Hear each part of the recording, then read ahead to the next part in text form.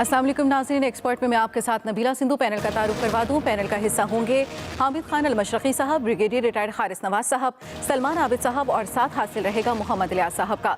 इस प्लेटफॉर्म से सबसे पहले हम अपना एक अफसोस और एक ताज़ियती पैगाम तमाम पूरे पाकिस्तानियों तक पहुँचाएँगे, क्योंकि मरहूम अब्दुल सत्तार ईदी की अहलिया बिल्किस ईदी साहिबा मुख्तसर अलालत के बाद इंतकाल कर गई हैं। अल्लाह ताला उनके सफ़र आखिरत को आसान करे, आमीन। आगे बढ़ेंगे और प्रोग्राम में सबसे पहले बात करेंगे सियासत की। तो वज़ीर आज़म शहबाज शरीफ को इस वक्त संगीन सियासी और मुआशी चैलेंजेस का सामना तो है, लेकिन विफाकी काबीना की तश्कील भी वज़ीर आज़म के लिए बड़ा इम्तिहान बन चुकी है।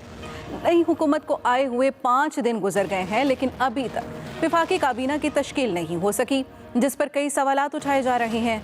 पीपल्स पार्टी विफाकी काबीना का हिस्सा बनने के बजाय आईनी ओहदों का मुतालबा कर रही है और ज़राए के मुताबिक पीपल्स पार्टी ने सदर, स्पीकर कौमी असम्बली, चेयरमैन सेनेट के ओहदे मांग लिए हैं, जबकि JUIF भी सदर के ओहदे की तलबगार है। और वज़ीर आज़म शहबाज शरीफ ने आज इत्तेहादियों को अफ्तार डिनर पर मदऊ किया है, जहां काबीना को हतमी शक्ल दी जाएगी। नई काबीना का ऐलान आज रात मुतवक्के है। दूसरी जानिब साबिक वज़ीर आज़म और पीपल्स पार्टी के सीनियर रहनुमा राजा परवेज़ अशरफ बिला मुकाबला स्पीकर कौमी असम्बली मुंतखब हो गए। कल कौमी असम्बली का इजलास बुला लिया गया, जिसमें वो स्पीकर के ओहदे का हल्फ लेंगे और डिप्टी स्पीकर के इंतखाब के लिए वोटिंग कराएंगे। इसी मुनासबत से पहला और बड़ा सवाल ये कि विफाकी काबीना की तश्कील इतनी देर क्यों लग रही है। ब्रिगेडियर साहब, आपसे इसका आगाज़ करूंगी। सलमान आबिद साहब, पहला पॉइंट ऑफ व्यू आपका ले लेते हैं। देखिए, बुनियादी तौर पर जो हुकूमत बनी है उसका सबसे बड़ा चैलेंज ही काबीना की तश्कील थी, क्योंकि ये जो 12-13 जमातें हैं, इन्होंने एक नुकाती एजेंडे पर अपनी सियासत की थी और वो थी इमरान खान की हुकूमत का खात्मा, जिसमें वो कामयाब हो गए। अब जब उनको गवर्नमेंट बनाने का मौका मिला है, तो फिर ये तमाम 12 जमातें जो हैं अपनी अपनी मर्ज़ी और मंशा के मुताबिक जो है ना वजारतें चाहती हैं। जैसे आपने अपने इंट्रो में कहा कि पीपल्स पार्टी वजारतों से ज़्यादा इंतज़ामी उहदों पर ज़्यादा दिलचस्पी रखती है। MQM जो है वो कोई ज़्यादा दिलचस्पी का मुजाहरा नहीं कर रही इस वक्त वजारतों के कॉन्टेक्स्ट में। फिर बाप पार्टी है, फिर मौलाना फजलुर रहमान ख़ास तौर पे उनका भी बड़ा हिस्सा है। अगर वो सदर नहीं बन पा रहे तो वो चाहेंगे कि गवर्नरशिप जो है बलूचिस्तान की और KPK की उनको मिले। तो एक मुश्किल मरहला है शहबाज शरीफ साहब के लिए कि वो एक ऐसी काबीना तश्कील दें जिनको ना सिर्फ सब जमातों का इत्तफाक राय भी हासिल हो, और बल्कि वो आगे जाकर भी एक कोलेशन पार्टनर के तौर पर ऑपरेट कर सकें। तो एक बड़ा चैलेंज तो उनको इस वक्त हुकूमत की फॉर्मेशन के कॉन्टेक्स्ट में दरपेश है, जिसमें उन्होंने तमाम इत्तेहादी जमातों से मुशावरत की है। लेकिन अब रात गए तक देखते हैं कि जब नताइज आएंगे और उस नताइज के बाद फिर जो रद्द-ए-अमल इत्तेहादी जमातों का आएगा वो हमें देखना होगा। एक बात तो ये।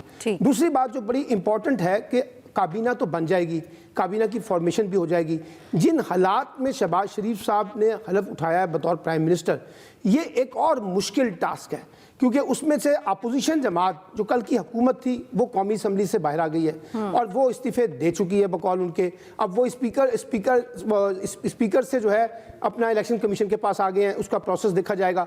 लेकिन पॉलिटिक्स जो है, जो शहबाज शरीफ साहब चाहेंगे बतौर वज़ीर आज़म कि वो पार्लियामेंट के अंदर चले, अब पॉलिटिक्स पार्लियामेंट से बाहर लेके चले गए इमरान खान साहब, और वो जलसे बड़े बड़े जलसे करके ये बावर करवाने की कोशिश कर रहे हैं कि जो पब्लिक सपोर्ट है उनको हासिल है, कॉन्स्पायरेसीज को इश्यूज बना रहे हैं और नए इलेक्शन का फौरी मुतालबा कर रहे हैं।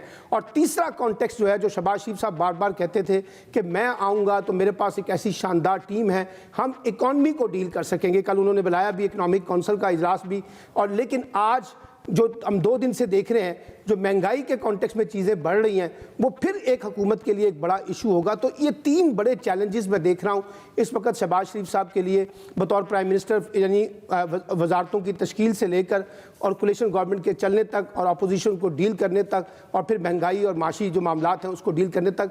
तो ये उनका बड़ा इम्तिहान है, उसमें वो कैसे चलते हैं, इत्तेहादी जमातें किस हद तक उनका साथ देती हैं, ये आने वाले चंद दिनों में सूरत हाल हमें काफ़ी हद तक वाज़ेह हो जाएगी। ठीक है हामिद खान साहब, आपकी नज़र में विफाकी काबीना की तश्कील में इतनी ताख़ीर क्यों हो रही है? बहुत शुक्रिया। देखिए, बात यह है कि आम तासुर ये तो था कि ये एक बड़ा मुश्किल कोलिशन सा बना है और इसके अंदर इनको कुछ बात हो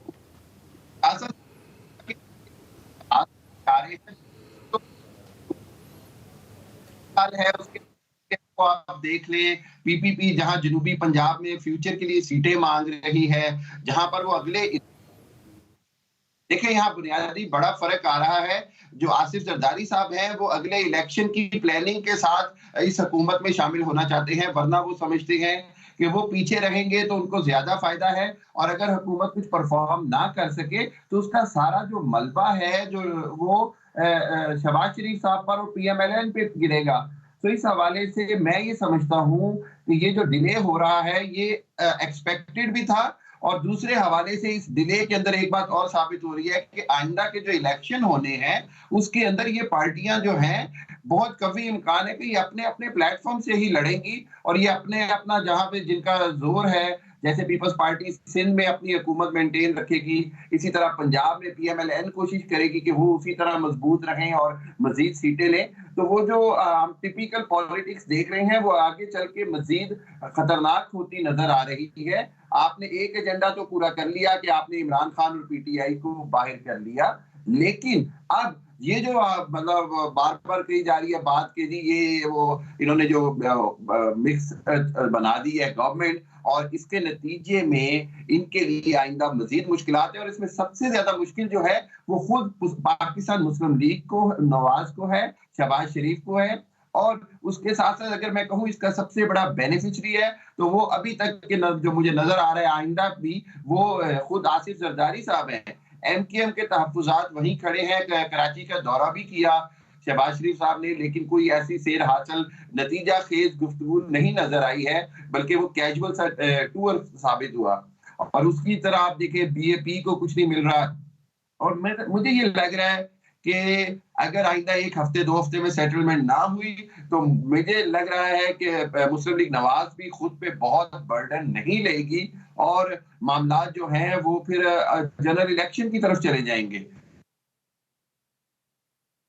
ठीक है, तो इन तमाम तर मुश्किलात से आपको क्या लग रहा है मोहम्मद इलियास साहब के किस तरह से मौजूदा हुकूमत निपट सकती है?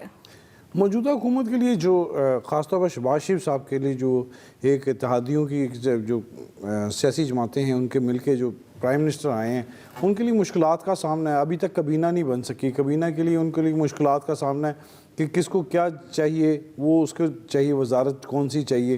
तो वजारत के अलावा अब देखें गवर्नरशिप पंजाब की जैसे पीपल्स पार्टी की जानिब जा रही है, कोयटा की बलूचिस्तान में JUI की, तो ये तमाम जो सूरत हाल है अब डिप्टी स्पीकर की पीपल्स पार्टी की चलेगी मरकज़ में, तो पंजाब की अभी तक हुकूमत की सेटलमेंट नहीं हो रही, जैसे पंजाब के इंतखाब नहीं हो रहे कि कौन वज़ीर आला पंजाब के लिए जो है हमजा शहबाज को है नामज़द किया हुआ है, तो कल इलेक्शन होने जा रहे हैं। इसी तरह जब तक ऊपर से डिसाइड नहीं होगा प्रेसिडेंट कौन आता है तो जो तमाम जो सूरत हाल है उस वक्त तक ये चलती रहेगी। शहबाज शरीफ इस मामले में देख रहे हैं, सबसे मुशावरत कर रहे हैं, मुशावरत करके ले रहे हैं कि जो जो मसले हल हो रहे हैं, एक तो अंदरूनी मसले हैं जो आपस में इत्तेहादी जमातों के कि आपस में सेटलमेंट करनी है कि कौन कौन सी वजारत किसको जाएगी, कौन गवर्नरशिप किसको जाएगी सिंध में, क्योंकि सिंध में दो देखें MQM भी है और पीपल्स पार्टी भी है, तो ये सूरत हाल है। उनको टफ टाइम मिल रहा है कि किधर KP में क्या है। तो इसी तरह जो सूरत हाल है उसको निपटने के लिए तमाम सियासी इत्तेहादी जमातों को मिलाने के लिए वो कि कोई नाराज़ ना हो, उनको साथ लेके चलने के लिए, जैसे आपने देखा होगा सिंध में भी मसला हुआ थोड़ा तो वो फौरी तौर पे MQM से मिलने चले गए। वो नहीं चाहते कि वो जी उन पर कोई ऐसा आए दाग दबा आए, कोई प्रेशर आए कि जिसकी वजह से मुश्किलात का सामना पड़े। हाँ, माशी तौर पर उनको बड़ी मुश्किलात का सामना करना पड़ा, वो भी एक अहम मसला है कि उनको एक जो टीम है वो ऐसे एक इक़्तिसादी हालात हैं हमारे कि हम कुछ कर नहीं सकते, उसमें हमें बड़ा मुश्किलात का सामना है क्योंकि हमारे वसाइल कम है, मसाइल ज़्यादा हैं, अखराजात ज़्यादा हैं, तो उनको पूरा करने के जो डेफिसिट्स हैं उनको पूरा करने के लिए अभी IMF के पास भी जाना है यार, क्वेश्चन तो वो मसाइल इतने ज़्यादा शदीद हैं कि उनको देखें IMF से जब तक निपटेंगे नहीं, उनसे जाके मुज़ाकरात नहीं करेंगे तो अगली किस्त नहीं मिलेगी, किस्त नहीं मिलेगी। तो इस तरह जो प्रेशर रहेगा, महंगाई का जो प्रेशर है, अब वो सेटल करने के लिए देखें उनको रोज़ ना कोई आज जैसे चीनी पर पाबंदी लगा दी ताकि चीनी की कीमत को कंट्रोल किया जाए, इस तरह मसाइल को जो है वो हल करने के लिए मुश्किलात का सामना है। इसी तरह अंदरूनी जो हैं वो आपस में जब तक तमाम सियासी जमातें, उनका एक एजेंडा था कि PTI की गवर्नमेंट को हटाना, पीटीआई की गवर्नमेंट तो हटा ली, लेकिन अंदर चलाने के लिए जो था कि गवर्नमेंट किस तरह चलेगी, किस तरह तय होगा, वो वक्ती तौर पर तय हुआ था बड़े बड़े लेवल पर। अब क्योंकि सदारत के लिए पीपल्स पार्टी भी है, जेयूआई भी है, तो ये जो मसले हैं इनको मसले को सॉल्व करना कि किसको हटाना है किसको क्यों, क्योंकि शहबाज शरीफ के लिए तमाम जो इत्तेहादी जमातें वो सब प्यारे हैं उनके लिए, तो उनको देखते हैं कि किसको चुनना है। अभी तो मसाइल और भी बढ़ेंगे जब गवर्नमेंट को लेके चलना पड़ेगा, तो उसमें क्योंकि तमाम हर सियासी जमात की अपनी अहमियत वो है, ख्वाहिश है, अहमियत है मसलों के हल के लिए, तो वो पूरी करनी करेंगी। ठीक है ब्रिगेडियर साहब, हम बात करें कि विफाकी काबीना की तश्कील में ताख़ीर हो रही है, जानना ये चाहते हैं कि इस ताख़ीर की वजह क्या है, क्यों ताख़ीर सामने आ रही है? नबीला देखें, मैं शुरू में हमेशा ये बात करता था कि it will be very difficult time for PDM और अब जो मौजूदा हुकूमत है इनके लिए, क्योंकि बात यह है कि पीटीआई गवर्नमेंट में सिर्फ 2-3 कोलिशन पार्टनर थे और वो उनके काबू में नहीं आ रहे थे। वो हर वक्त उनकी डिमांड, ब्लैकमेलिंग, कोई मौका होता था तो दे वुड कम आउट, अपनी डिमांड शुरू कर देते। यहाँ पर 8-9 जमातें हैं, पीपल्स पार्टी और पीएमएलएन दोनों राइवल पार्टी थे इलेक्शंस के लिए। एक ने 13 ली हैं, एक ने 10 ली हैं, और उन्होंने पूरा जोर लगा के पीपल्स पार्टी ने देखें कौमी असम्बली की स्पीकर की स्पीक ले ली, चेयरमैन की सीट ले रहे हैं, प्रेसिडेंट की सीट ले रहे हैं, लाहौर के गवर्नर की ले ली हैं, तो मेन की आइनी जो उन्होंने चीज वो ले ली हैं। उसके बाद अब जब ये वजारतें बनेंगी तो आपके सामने अभी एक आज बिजली महंगी हुई है, आप होपफुली आज लेट्स सी कि क्या करते हैं, रात को पेट्रोल और डीजल की प्राइस बढ़ेगी, इससे एक और महंगाई का तूफान है। तो मैं हमेशा वो ये बात करता था कि ठीक है कि पीडीएम आना चाह रहे हैं, गवर्नमेंट आना गिराना चाह रहे हैं इमरान में, ठीक है, what is the solution? They had not planned it कि हमने क्या लेकर आने, हमने क्या आवाम को रिलीफ देना है। ये जितने दिन अब अगर 2-3 महीने भी रहते हैं, इनका ग्राफ डाउन होता जाएगा और पीटीआई का ग्राफ, उनके नैरेटिव जो उसने बिल्ड कर लिया है उसको लेके उसका ग्राफ और ऊंचा चलता जा रहा है। और this is going to be very very difficult time. अगर प्रेशर ज़्यादा होता है और 3-4 महीने के बाद अगर कहीं इलेक्शन में फॉर इंस्टेंस इलेक्शन प्लान होते हैं, आप देखेंगे पीडीएम को, ये मौजूदा हुकूमत शहबाज शरीफ की गवर्नमेंट को कितना नुकसान होगा, कितना ग्राफ डाउन जाएगा और इमरान खान का ग्राफ कितना ऊंचा जाएगा, ये सोचने की बातें थी। और यही वजह कि 5-6 दिन में जब भी काबीना तश्कील नहीं दी जा सकी, फिर उसके बाद जाहिर है कि वजारतों के ऊपर बात हो रही होगी कि ये कौन सी किसको चाहिए, बंदर बांट हो रही होगी। फिर उसके बाद जब ये गवर्नमेंट बन जाएगी, everybody will have a different demand. MQM की अपनी डिमांड होगी, पीपल्स पार्टी की अपनी होगी, पीपल्स पार्टी अपना एजेंडा लेके चलेगी अगले इलेक्शन के लिए, पीएमएल का अपना नुक्ता नज़र होगा। पंजाब की हुकूमत अगर कहीं अगर बन जाती है, लेट्स से उसकी परवेज़ इलाही की, उससे एक और बहुत बड़े क्राइसिस हो जाएंगे, क्योंकि अगर वो वहाँ भी वो असेंबली डिसॉल्व कर देते हैं, केपीके में कर देते हैं, ये बड़ा मुश्किल होता है कहने कि हम हुकूमत चलाते रहेंगे। 200 एमएनए के साथ आप क्या हुकूमत चलाएंगे, उसकी क्या क्रेडिबिलिटी होगी? This is what I am saying कि इस वक्त बहुत डिफिकल्ट सिचुएशन है पाकिस्तान के लिए, पाकिस्तान की आवाम के लिए, इसलिए ये वक्त बहुत अहम है। लेट्स सी के कैसे चलते हैं और अननेसेसरी विक्टिमाइजेशन नहीं करें, उसमें एक और प्रॉब्लम शुरू हो जाएगी। I think they have to deliver with their deeds कि हमने क्या किया है, क्या करेंगे और हम करके दिखा रहे हैं। That is very important. Let's see कि how they are going to work it out. ठीक है, लेकिन अगर इसी तरह काबीना की तश्कील में नाराजगियां सामने आ गई तो फिर गवर्नमेंट कोलिशन के साथ ये आगे किस तरह से बढ़ेगी? सलमान साहब देखिए, पहली बात तो जहन में रखिए कि ये हुकूमत 2 वोटों की अक्सरियत से बनी है। 172 वोट दरकार थे, 174 वोट उनको मिले हैं। ये एक बड़ी कमज़ोर हुकूमत है और पाकिस्तान के अंदर जो प्रॉब्लम है, जो क्राइसिस है, ब्रिगेडियर साहब भी और अपना लियाज साहब भी मुझसे इत्तफाक करेंगे, हमें एक मजबूत सियासी निज़ाम दरकार है, एक मजबूत सियासी हुकूमत दरकार है। आपने देखा कि इमरान खान की हुकूमत भी जो है वो इत्तेहादियों के हाथों आखिरी वक्त तक ब्लैकमेल होती रही है, यानी 4.25 साल उन्होंने एंजॉय किया इक़्तिदार का, लेकिन जब मुश्किल वक्त आया तो उन्होंने एक मिनट भी नहीं लगाया अपने आप को एक जगह से दूसरी जगह शिफ्ट करने में। तो इसलिए ये पहले से एक कमज़ोर अपना हुकूमत है, एक बात। दूसरी बात यह कि बिलावल साहब ये कहते हैं कि हम तो आए हैं बुनियादी तौर पर इस्लाहात के लिए, हमारा कोई लंबा चौड़ा एजेंडा नहीं है। यानी हमें इलेक्ट्रॉनिक वोटिंग मशीन के हवाले से तहफ़्फ़ुज़ात हैं, हमें ओवरसीज़ पाकिस्तानियों को वोट देने के हवाले से तहफ़्फ़ुज़ात हैं, हमें नैब को ख़त्म करना है या नैब की तरामीम में ऐसी तरामीम करनी है जिससे उसको कमज़ोर किया जा सके, कारोबारी तबके का जो एतमाद हो वो बहाल किया जा सके। अच्छा, अब अगर आपने ये इस्लाहात करनी है तो फिर आप उस पर फोकस करें। फिर बात यह है कि आप बहुत बड़े बड़े मेगा मंसूबों को तो लेके आने वाली पोजीशन में नहीं है, और ना आपके पास ये पोजीशन है। यानी आप अंदाजा लगाइए, क्या आपको लगता है कि आईएमएफ का प्रोग्राम रिविजिट हो जाएगा? क्या आपको लगता है कि आईएमएफ ने जो इस वक्त सख्त शराइत लगाई हैं वो ख़त्म हो जाएंगी? क्या आपको लगता है कि फौरी तौर पे एफएटीएफ के ऊपर जो पाबंदी है वो ख़त्म हो जाएगी? क्या आपको लगता है कि पाकिस्तान के अंदर इकॉनमी की सिचुएशन जो है वो कोई पटारी में से सांप निकालेंगे और उसके बाद जो है वो बहुत ज़्यादा दौलत देना शुरू कर देगा? नहीं होगा। इसलिए इस हुकूमत के पास भी एजेंडा मुख्तसर होना चाहिए। और मैं आपको ये बात बताऊँ, अपनी मेरी असेसमेंट है, maybe I am wrong, कि जो इस वक्त सिचुएशन चल रही है अल्टीमेटली आपको अर्ली इलेक्शन की तरफ जाना है। ये 3 माह चले, 4 माह चले, 5 माह चले, 6 माह चले, ये बजट के बाद आप देखिएगा कि सिचुएशन जो है ना काबू में नहीं रहेगी। और उसकी एक बड़ी वजह हमने वो सेंटिमेंट्स देखे हैं, जो इमरान खान का जो नैरेटिव है वो बाय हुआ है। वो अच्छा है बुरा है, आपने क्योंकि उसको इन्वेस्टिगेट नहीं किया उस सारे कॉन्टेक्स्ट को, लोगों के अंदर एंटी अमेरिका सेंटिमेंट्स मौजूद हैं और उसको वो कैश करवा रहे हैं। तो अपनी पॉपुलैरिटी में इस वक्त वो जो बड़े बड़े जलसे कर रहे हैं, उससे भी इस हुकूमत के ऊपर एक दबाव बढ़ेगा कि वो पार्लियामेंट के ऊपर जो पार्लिमानी निज़ाम चलाना चाहते हैं, हुकूमत चलाना चाहते हैं, उसमें उनको बाहर से जो इस वक्त इमरान खान का जो नैरेटिव होगा वो बहुत ज़्यादा तंग करेगा। और मुझे ये लगता है कि अल्टीमेटली आपको अर्ली इलेक्शन की तरफ ही जाना पड़ेगा। ठीक है, ब्रिगेडियर साहब आप कुछ कह रहे थे? जी नबीला, मेरा सिर्फ ये एक पॉइंट था कि ये हुकूमत का मुझे लगता है जो एजेंडा है ना वो ये है कि अपने केसेस जल्दी से जल्दी 2 महीने के अंदर जिस तरीके से भी इसको स्ट्रीमलाइन कर सके, अपनी फेवर में कर सकें, वो कर लें।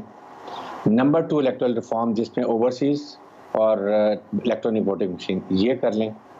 और नंबर 3 है कि जितने भी अपने ब्यूरोक्रेसी इलेक्शन से पहले जहाँ जहाँ लगानी है, पोस्टिंग करनी है, ये कर लें।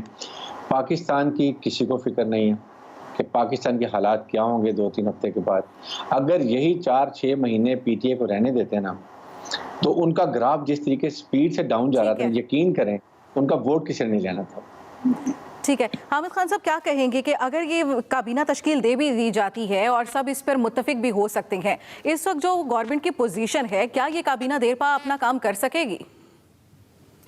बिल्कुल यही बड़ा है कि ये मौजूदा हालात में काम करना आसान नहीं होगा। और आप ये देखें कि इनको दो चैलेंजेस दरपेश हैं। एक तो इकोनॉमिकल चैलेंज है, दूसरा टाइम शॉर्ट स्पैन है। इन्होंने अब चूंकि इन्होंने गवर्नमेंट ले ली है तो इनको अब आवाम के पास जाने के लिए कुछ ना कुछ कारकर्दगी भी दिखानी पड़ेगी। जो कि दावे किए जा रहे थे कि जी हम बिजली सस्ती कर देंगे, पेट्रोल सस्ता कर देंगे, अशिया खुर्दोनोश सस्ती हो जाएंगी, जबकि उसके उलट हो रहा है। चीनी महंगी हो गई है, पेट्रोल महंगे करने की समरी आ गई है, बिजली की कीमतें महंगी कर दी जा रही हैं। सो इस हवाले से एक्चुअली क्या होगा कि इनको ये मुश्किलात सामना हो जाएगा। ये जो टाइम पीरियड है, ट्रांजिट पीरियड मैं इसको कहता हूं, इसके अंदर बहुत रिस्क ले गई हैं तमाम अपोजिशन पार्टीज कि वो जो इमरान खान की नजर नहीं आ रहा खराब हामिद साहब, फिर इस मौजूदा सूरत हाल में अवामी रिलीफ तो हमें कहीं नहीं दिखाई दे रहा। बिल्कुल यही तो बात है कि पहले जो 3 साल की खराब कारकर्दगी थी, उसका जो इमरान खान पे बोझ था वो खत्म होता नजर आएगा और अवाम को ये लगेगा कि इनसे भी नहीं हुआ और उनसे भी नहीं हुआ। तो इस हवाले से यही कि इस गवर्नमेंट का आते ही बयानिया नाकाम हो गया। जी ठीक है, एक्सपर्ट की ठीक है, हम मजीद भी करेंगे, गुफ्तगू के सिलसिले को आगे बढ़ाएंगे। ब्रेक की तरफ जाना है, ब्रेक के बाद हाजिर होंगे, साथ रहिएगा।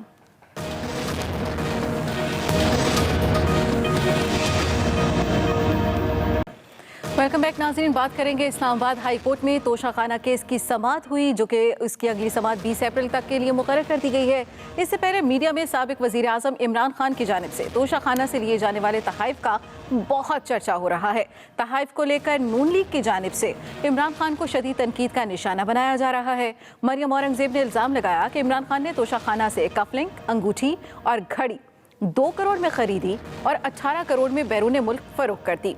फवाद चौधरी ने इल्जामात पर रद्द-ए-अमल दिया। घड़ी फरोख्त करने का एतराफ़ करते हुए मंतक अपनाई कि इमरान खान ने घड़ी हुकूमत से खरीदी और बाहर जाकर बेच दी, तो इसमें क्या जुर्म है? इसी से मुतालिक हम अपने एक्सपर्ट्स के सामने सवाल रखेंगे कि तोशाखाना के तहाइफ का मामला जो है, उस पर जो फवाद चौधरी की जानिब से मौक़िफ़ अपनाया गया है वो कितना दुरुस्त है। हामिद खान साहब क्या कहेंगे आप?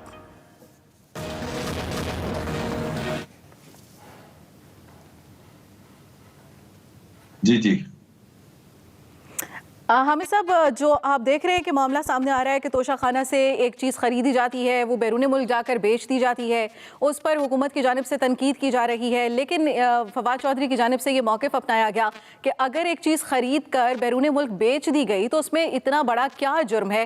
फवाद चौधरी की जानिब से जो मंतक अपनाई गई है, आपसे ये जानना चाहेंगे कि वो किस हद तक दुरुस्त है। देखिए, ये वाकई ये मंतक जो है ये तो इतनी दुरुस्त नहीं लग रही, और मैं तो ये हैरान हूँ कि मतलब इमरान खान साहब या पीटीआई को खुद वो यूसुफ गिलानी के तोहाइफ के ऊपर और पिछले खाना के ऊपर इतने क्वेश्चंस करते रहे 5-10 साल से, तो उन्होंने ये काम क्यों किया, ये एक बहुत बड़ा क्वेश्चन है। और मेरा तो ये ख्याल है कि इसको कोर्ट में एक्सप्लेनेशन देनी पड़ेगी, और ये मामला है जो इमरान खान के लिए है, और इमरान खान ने तो उसके अंदर साबित कर देते हैं कि कानूनी तौर पर उन्होंने जो कानूनी रास्ता है वो इख्तियार किया, और तोशा खाने का जो प्रोसीजर है उसके मुताबिक उसको खरीदा गया और उसकी कीमत जो है वो खजाने में अदा की गई, और फिर उसको आगे उन्होंने बेचा। तो स्टिल मैं ये समझता हूँ कि ये इमरान खान की तरफ से एक बहुत बड़ा ब्लंडर है। इमरान खान को इसकी भारी कीमत चुकानी पड़ सकती है, और इसको अदालती जंग के अंदर देखा जाएगा कि अदालत इसका क्या फैसला करती है। लेकिन मैं इखलाकी तौर पर समझता हूं कि ये इमरान खान साहब ने बहुत बड़ी गलती की, और इनको इसकी कीमत भी चुकानी पड़ सकती है।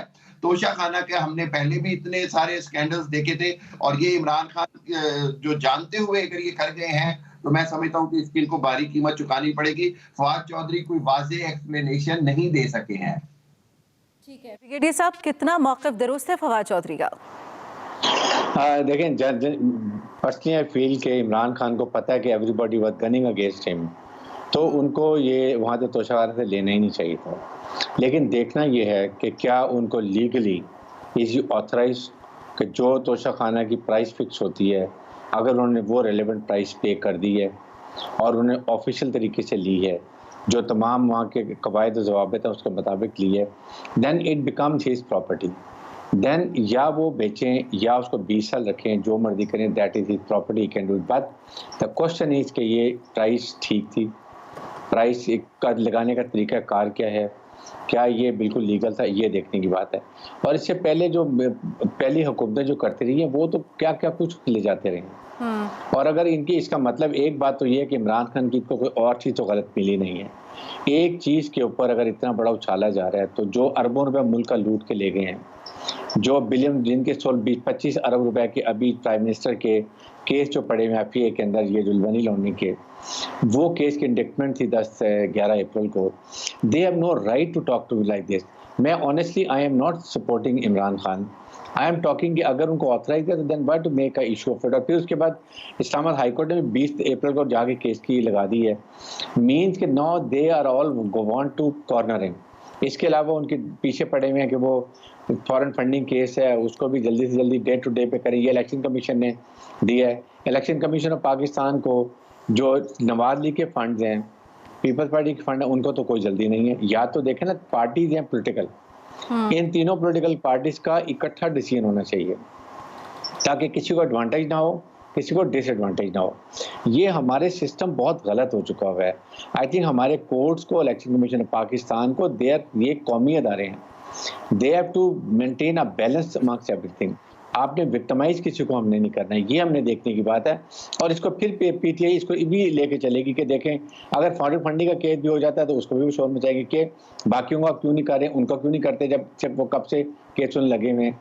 तो मेरे ख्याल में ये ज़रूरत है। और ये तोशा खाना को आई स्टिल फील कि अगर इसके अंदर लीगल तरीके से उन्होंने लिया है and it has become official his property, फिर तो कोई ऐसी बात नहीं है। लेकिन अगर कोई ऐसी इसमें हिच है जिस पे कोई शॉर्टकट मारा गया है, कीमत अंडर एस्टिमेट की गई है, तो वो चीज़ों में मेरे ख्याल में court should there no harm check करें and they should be able to answer it. ठीक है सलमान आबिद साहब, कितना मौक़िफ़ दुरुस्त है अगर फवाद चौधरी साहब इसको वजाहत दे रहे हैं इस पर? तो देखिए, बात बड़ी सादा सी है। पॉलिटिकल लीडरशिप जो होती है ना, वो उसने अपने लीडर को डिफेंड ही करना होता है। असल में सिर्फ देखना यह है, जैसे ब्रिगेडियर साहब ने कहा, कि प्रोसेस क्या अडॉप्ट किया गया है और प्रोसेस किस हद तक ट्रांसपेरेंट है और किस हद तक उसको लीगलाइज किया गया। अगर ये ट्रांसपेरेंट है और लीगलाइज है तो इमरान साहब को कोई खतरा नहीं। अगर ये प्रॉपर्टी है, हाँ जी, और ये अगर ये ट्रांसपेरेंट नहीं है, प्रोसेस को सही तरीके से अडॉप्ट नहीं किया गया, लीगल वे आउट अख्तियार नहीं किए गए, तो फिर ये इमरान खान साहब के ऊपर एक बड़ा मसला आएगा, एक बात।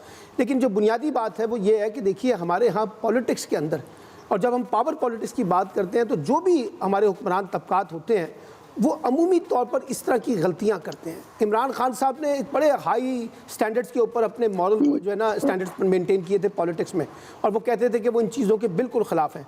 और अगर ये हुआ है तो फिर मैं अभी लीगल ग्राउंड पे तो बात नहीं करूंगा क्योंकि मामला कोर्ट के अंदर होगा, लेकिन मैं ये कहूँगा कि मॉरली भी और पॉलिटिकली भी उनको ये अवॉइड करना चाहिए था, क्योंकि पाकिस्तान की पॉलिटिक्स बड़ी अजीब व गरीब है।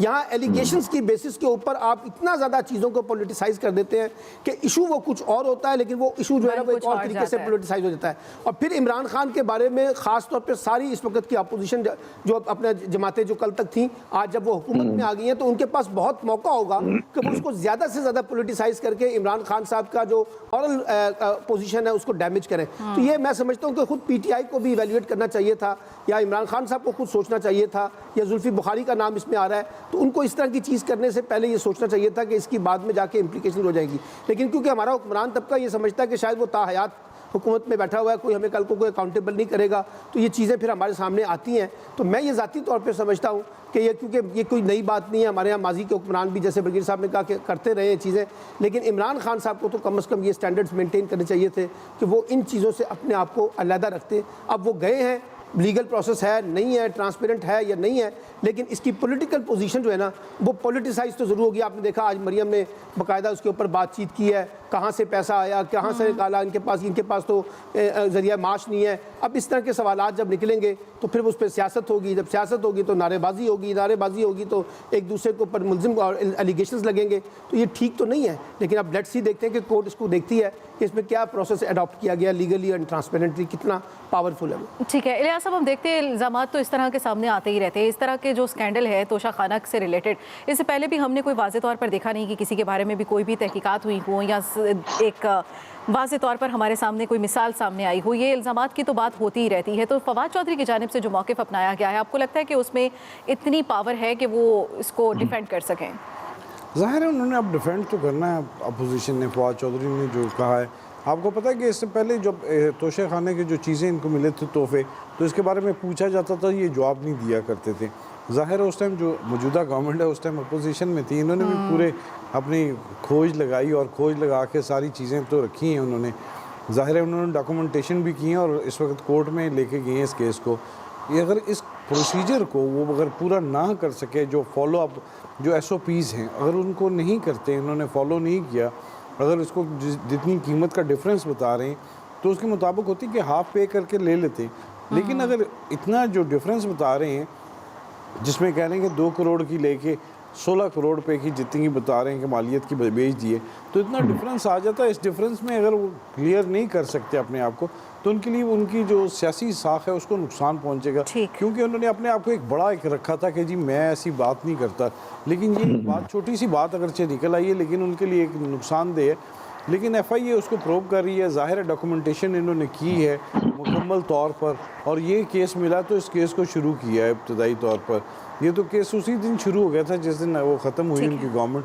तो ज़ाहिर है इस पर अपोजिशन ने काफ़ी शोर भी मचाया पहले कि ये क्यों नहीं जवाब देते, तोशा खाना जो चीज़ें ली हैं इन्होंने, जो ली हैं और वो किस तरह ली हैं, कि उसकी क्या कीमत है, क्या क्या था, ये यही पूछा करते थे। सबको मालूम है इसके बारे में, वो पूछते थे। अब तो सबको पता चल गया, लेकिन इसको अब इस पर इसका अपना दफा करना जो फवाद चौधरी कह रहे हैं कि करेंगे, तो वो देखेंगे किस हद तक अदालत में गया केस, उसको दफा उधर ही कर सकते हैं। क्या मौक़िफ़ इख्तियार करते हैं कि उन्होंने प्रोसीजर था वो क्या था, क्योंकि अब जो केस का होगा, जो भी फैसला होगा वो बेहतर अंदाज से होगा, अदालत ही करेगी, उसको देखेगी कि अगर इन्होंने रूल्स एंड रेगुलेशंस को फॉलो किया है प्राइम मिनिस्टर साहब ने, उस वक्त के प्राइम मिनिस्टर साहब ने, तो फिर ठीक है, नहीं तो आगे इस पर मसला चलेगा। लेकिन ऐसे जो केस है, पहले यूसुफ रज़ा गिलानी साहब पर भी था, लेकिन उसमें कुछ हो नहीं, जमा ही करवाना पड़ती हैं चीज़ें, लेकिन ये तो बेच चुके हैं बाहर जाके, तो इसके इनके लिए तो मसला कुछ और है ये केस का। एक्सपर्ट आप जान चुके हैं, ब्रेक लेंगे और ब्रेक के बाद दोबारा हाजिर होंगे, साथ रहिएगा।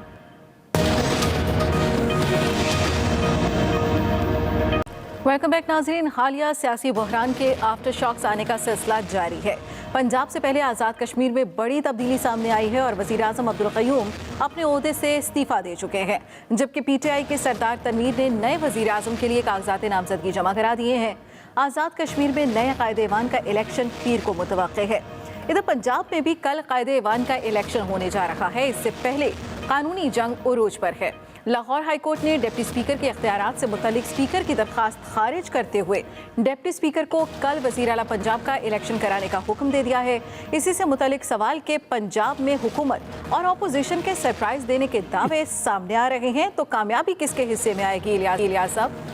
देखिए, कामयाबी जो कल आती है तो ये एंड तक ब्रिगेडियर साहब खुश हो रहे हैं क्यों? बिल्कुल वो सब नजर आ रही है कि कामयाबी किसको मिल रही है। तो अब जो फैसला आया है लाहौर हाई कोर्ट का, तो उसके बाद जाहिर है तो वो अच्छा, कुछ लोगों को ये कामयाबी नजर भी नहीं आ रही, तो उनके लिए तो हमें बात करनी ही पड़ेगी। चले मेरे लिए ही कर दें कि किसके हिस्से में आएगी, वाज़ेह कीजिएगा। चौधरी साहब भी इस मुकाबले में खुद हिस्सा ले रहे हैं, तो जाहिर है इसको बड़ा बहुत एक कह रहे हैं कि जी इसको ना पहले टफ लिया जा रहा था, लेकिन फैसला आने के बाद उसमें ये देखा जा रहा है कि वन साइडेड नज़र आ रहा है। लेकिन ऐसी सूरत हाल नहीं है, क्योंकि इसमें जो भी है चौधरी साहब किसी वक्त भी सरप्राइज दे सकते हैं। इसमें यह है कि क्या कल फैसला होता है, किस तरह होता है, क्या जो मुनर्रफ अरकान हैं उनको अंदर वो आ सकते हैं, उनको वोट डालने दिया जा सकता है। ये ऐसी तमाम जो सूरत हाल हैं उसमें देखें, क्योंकि इनकी जानब से जो इस वक्त हमजा शहबाज की जानब से कहा जा रहा है कि 199 200 प्लस की उनको उम्मीद है कि जो उनके साथ हैं, और रोज़ इशाइये चल रहे हैं। आज उनकी जानब से भी इशाइया दिया गया और ये कह रहे थे कि हम एक 180 प्लस जो देंगे अरकान के आएंगे, नाम देंगे। तो ये जो सूरत हाल है इसमें दोनों दावे कर रही हैं और बढ़ चढ़ के कर रहे हैं दावे। और कल पंजाब असम्बली में जो मैदान लगेगा वो देखने वाला होगा। उस मैदान में ये है कि सिर्फ वोट ही नहीं डाले जाएंगे, इसमें ये भी हो सकता है कि आपस में इसमें एक दूसरे को दाव पेच भी इस्तेमाल करेंगे, कानूनी भी दाव पेच इस्तेमाल करेंगे कि क्या है, कितने वोटर्स को वोट डालने दिया जाता है, क्योंकि उसमें तोड़ फोड़ हुई थी। उनमें से ये भी कहा जाता है कि कईयों को रोकने की कोशिश की जाती है, हालांकि हाई कोर्ट की जानिब से कहा कि किसी को वोट देने से रोका ना जाए। तो ये जो तमाम सूरत हाल है उसमें देखना है पंजाब असम्बली में कल क्या मैदान लगता है, किस तरह लगता है। अगर फैसला जो अभी आया कि डिप्टी स्पीकर साहब से कहा कि आप इलेक्शन करवाएं और आपके इख्तियारात भी हैं, तो ये तमाम सूरत हाल में एक नई पेशरफ्त जो भी हो सकती है। लेकिन अलबत्ता ये है कि कल मैदान पंजाब असम्बली में देखा जाएगा कि दो चौधरी साहब और हमजा साहब के दरमियान जो है वो मुकाबला एक टफ देखने में आएगा। ठीक है, तो ब्रिगेडियर साहब फिर आप किसको जीतता हुआ देख रहे हैं? क्या चौधरी परवेज़ इलाही साहब जीत जाएंगे, आपको ये नज़र आ रहा है? देखें, जो आज डिसीजन हुआ है हाई कोर्ट का, ये तो बड़ा क्लियर है कि इसका मतलब है कि Hamza Shahbaz most likely is going to win, इसलिए कि जब डिप्टी स्पीकर पहले ही हॉस्टाइल हो चुका हुआ है, वो जो है हमजा शहबाज शरीफ की पार्टी को अंदर से सपोर्ट कर रही हैं। अगर उनकी इख्तियार दे दी गई हैं, उसमें हाई कोर्ट ने फैसला कर दिया है, मीन्स के अभी उनका जो चौधरी परवेज़ इलाही के ग्रुप वो बहुत कमज़ोर हो गया है, नंबर 1। सेकंड ये कि जिस तरीके से फैसले किए जा रहे हैं हाई कोर्ट के और सुप्रीम कोर्ट के, मेरे ख्याल में हाई कोर्ट का इख्तियार सारा जो है पंजाब असम्बली का हाई कोर्ट को दे देना चाहिए, क्योंकि फिर इसका यही मतलब है कि उनको लेजिस्लेशन भी करे, अमेंडमेंट भी करे, सारे काम वो करें और अवामी नुमाइंदों को फारिग कर देना जिसकी ज़रूरत नहीं है। इसी तरह सुप्रीम कोर्ट में किया जाए। This is very unfair. How can you do that कि आप हर बात में आप अपने हाई कोर्ट के डिसीजन जो वो असम्बली के अंदर अवामी नुमाइंदों के अंदर आप उनको इम्पोज कर रहे हैं। ये सुप्रीम है, मुकन्ना जो होती है ये सुप्रीम हाई कोर्ट से। इसी तरह नेशनल असम्बली की जो असम्बली है वो सुप्रीम कोर्ट से आला है, वो सारा कानून बनाते हैं और कोर्ट्स होते हैं तशरीह करते हैं। ये फर्स्ट टाइम मैंने देखा कि अब आइंदा के लिए एक प्रेसिडेंट सेट हो जाएगी कि जी फलां हाई कोर्ट ने सुप्रीम कोर्ट ने फैसले किए थे उसकी रो में दोबारा इंटरफेयर किए जाएंगे। ये डायरेक्ट इंटरफेरेंस है इसके अंदर। इसी तरह सेनेट के अंदर ये नहीं होना चाहिए था, बहुत अनफॉर्चुनेट है। और मेरे ख्याल में इससे ये तो क्लियर हो गया कि किसको कौन सपोर्ट कर रहा है पंजाब में और सेंटर में। Things are very clear. I feel now the road is very clear for Hamza Shahbaz to become chief minister, और उसके फादर जो है वो प्राइम मिनिस्टर हैं। ये भी एक नई मिसाल होगी जमहूरियत के अंदर। ठीक है, हामिद साहब आपकी जानिब आऊँगी। एक और पॉइंट अगर इसमें हम देखें, जहांगीर तरीन ग्रुप भी जो था वो बहुत ज़्यादा एक्टिव था, जहांगीर तरीन की वापसी भी मुतवक्की थी, लेकिन उनकी बुकिंग जो है वो मनसूख करा दी गई है, अब वो भी नहीं आ रहे हैं। तो आपको लगता है कि सूरत हाल में कोई तब्दीली आ सकती है? देखिए, बिल्कुल होगा कल का हमने ये तो देखा कि सुप्रीम कोर्ट ने डिप्टी स्पीकर को अलाउ कर दिया है उसको कल इलेक्शन करवाना, लेकिन इससे एक बड़ा इंटरेस्टिंग बात मुझे पता चली कि स्पीकर साहब जो हैं वो ये सोच रहे हैं कि कल 10 से 12 मुस्लिम लीग नून के अरकान की उस दिन के लिए आमद को मुअत्तल कर दें पिछले इजलास में तोड़ फोड़ के इल्जाम पर, और 10 से 12 जो मुस्लिम लीग नून के अरकान है ताकि वो वोट ना डाल सके।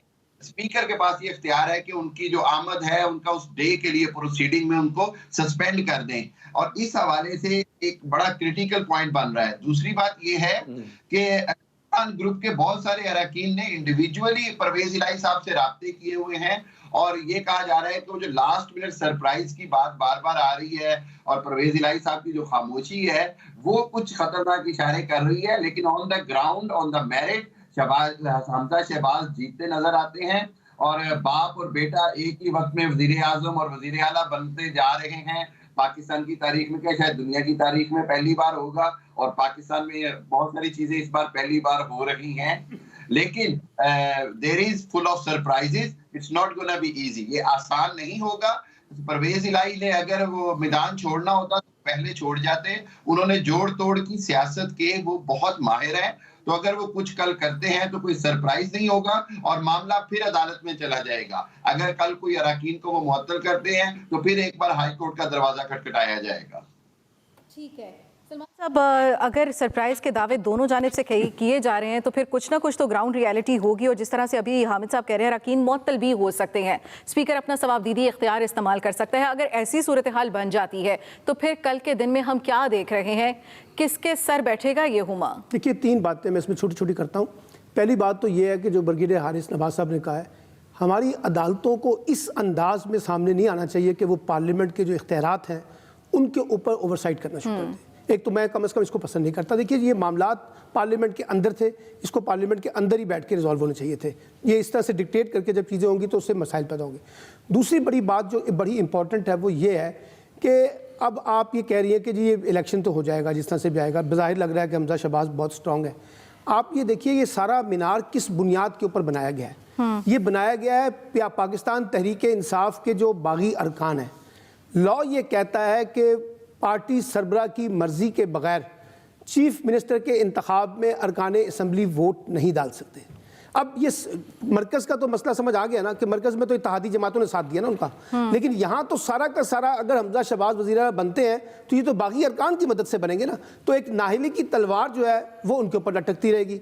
ठीक है, एक ये बड़ा मसला है। तीसरी मसले बात ये की गई है कि अगर कल कुछ चौधरी परवेज इलाही साहब कुछ करते हैं, और वो करेंगे, इतनी स्मूथली नहीं होने वाला जितनी स्मूथली हम समझ रहे हैं, अगर वो करते हैं मामला फिर कोर्ट में चला जाएगा।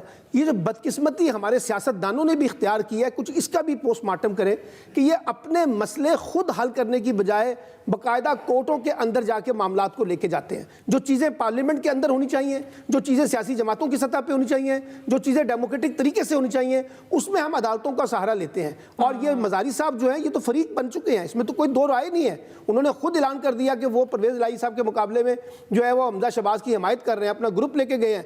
इसके बाद इस तरह का फैसला आना वो खुद एक मुतनाज़ा बंदा बन जाता है। वही दिख रहा है जो हमारे बाकी तमाम जी, मुझे ये लग रहा है कि सारा मामला पंजाब का इतना आसान नहीं है। और ये भी मैं आपको बताऊं, इमरान खान साहब नया इलेक्शन चाहते हैं। उन्हें पता है कि नया इलेक्शन सिर्फ कौमी असम्बली के इस्तीफों तक महदूद नहीं रहेगा, उन्हें सूबाई असम्बलियों से भी इस्तीफे देने पड़ेंगे। अगर मिसाल के तौर पे कल हमजा शहबाज साहब यहाँ पे चीफ मिनिस्टर बन जाते हैं और 150 के करीब इस्तीफे पंजाब असम्बली से भी आ जाते हैं, तो आप चला लें असम्बली, अगर आप चला सकते हैं।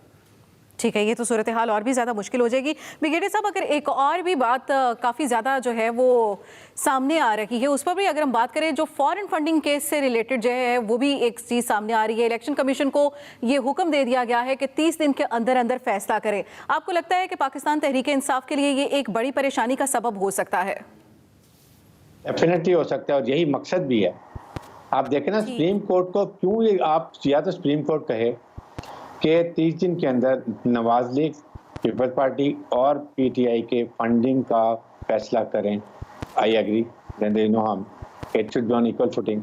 आप एक पार्टी को बिल्कुल कॉर्नर पर लेके जा रहे हैं, उसके फॉरेन फंडिंग आप डे टू डे चाह रहे हैं, बाकियों का पूछ रहे हैं, तो ये कौन सा इंसाफ है? आई थिंक हमें ये 2014 से रहा है। 2014 इससे पहले PMLN का और पीपल्स पार्टी का भी चल रहा है, वो भी उसका कुछ नहीं हो रहा। सही है। बात यह है कि हमारे कोर्ट्स को ये सोचना चाहिए कि वो एक इंसाफ का तराजू लेके बैठे हुए हैं। सुप्रीम कोर्ट के बाहर एक तराजू लटका होता है जिसके दोनों पलड़े बिल्कुल बैलेंस्ड होते हैं, कहीं नहीं झुका होता। इसका मकसद ये है कि इंसाफ का तराजू। तो मेरे ख्याल में आई स्टिल फील के या तो ये ऑर्डर करें उनके लिए भी, या इनको रूटीन में चलने दें। आप उधर तोशा खान का केस पे आप 20 अप्रैल को लगा रहे हैं, इधर फॉरेन फंडिंग का केस लगा रहे हैं। तो आई थिंक, और उसके बाद लाहौर का जो डिप्टी स्पीकर ने अनाउंस किया हुआ है कि जी मैं हॉस्टाइल हो गया हूँ, उसके फेवर में हाई कोर्ट ऑर्डर कर रहा है। तो ये सारी चीज़ों में जब 2+2 करते हैं, I think the very clear what is going to happen, but it is not good for the country. ये आइंदा के लिए बहुत खतरनाक सिचुएशन लेके आ रहा है और इससे हमारे मुल्क में और ज़्यादा मसाइल बढ़ जाएंगे। ठीक है, तो हामिद खान साहब, क्या पाकिस्तान तहरीक इंसाफ इलेक्शन कमीशन का जो फैसला आएगा फॉरेन फंडिंग केस में, उसको कबूल करेगी? और अगर वो खिलाफ आता है तो क्या वो भी फैसला जो पाकिस्तान तहरीक इंसाफ के खिलाफ आता है तो वो PTI के जो इस वक्त बयानिया चल रहा है उसको मजीद तकवीत नहीं देगा? बिल्कुल ऐसे ही है। देखिए, बात ये है कि ये बदकिस्मती होती है पाकिस्तान में कि जैसे ही कोई जमात इक़्तिदार एकदम से उसके खिलाफ मीडिया भी आ गया है, उसके खिलाफ जनाब बहुत सारे और इकदाम हो रहे हैं। तो अगर यही इंप्रेशन रहा तो इसका एडवांटेज PTI और उसके वोटर्स को होगा, और PTI इसको एज ए पॉलिटिकल विक्टिमाइजेशन के तौर पे पब्लिक के आगे ले आएगी। देखें, फॉरेन फंडिंग केस में जो बड़ा इंपॉर्टेंट फैक्टर है वो ये है कि PTI बार बार ये कह रही है कि अगर फंडिंग केस करना है तो फिर PPP की फंडिंग भी देखी जाए, PMLN की फंडिंग भी देखी जाए और सबको एक मेरिट के ऊपर लिया जाए। ये एक बड़ा इंपॉर्टेंट जो है वो मैं आपको ये बताऊं कि जिस तरह एकदम से PTI के खिलाफ केसेस खुल रहे हैं, एकदम से डायरेक्शंस आ रही हैं, तो ठीक, आपका व्यू सामने आ गया। प्रोग्राम का वक्त खत्म हुआ, दीजिए इजाजत अल्लाह के बाद।